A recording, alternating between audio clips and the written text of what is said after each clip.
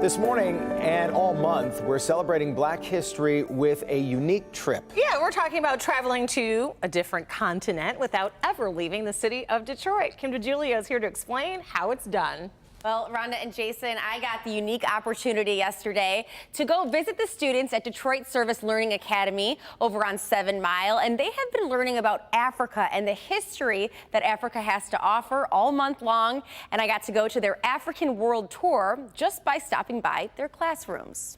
Welcome to the Staples National Park in Liberia. Principal of grades 3 through 8, Winifred Wankor, who was born and raised in Nigeria, says this celebration is giving these students a more realistic view of what Africa really is.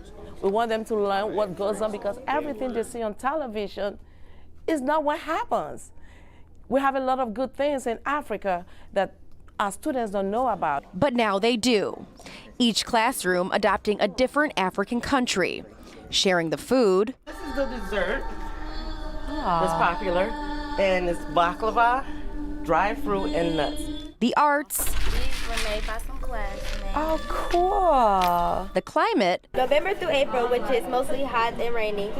May through October, which is much cooler and dry at the time. And culture. You learn more by touching, by feeling, by being, other than just reading about it.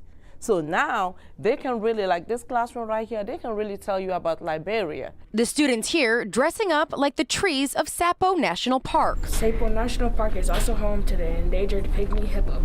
Superintendent D'Angelo Alexander is thrilled that his students are learning new things this year for Black History Month. A lot of times we want to talk about the same historical facts, Martin Luther King, Harriet Tubman, and so Rosa Parks, but there's so many more African Americans and African history to know. He hopes the celebration will only whet their palate of intrigue for Africa and other places around the world they may not know much about. And hieroglyphics can represent individual sounds, whole words can tell you about the words coming before or after them, and it can get quite complicated.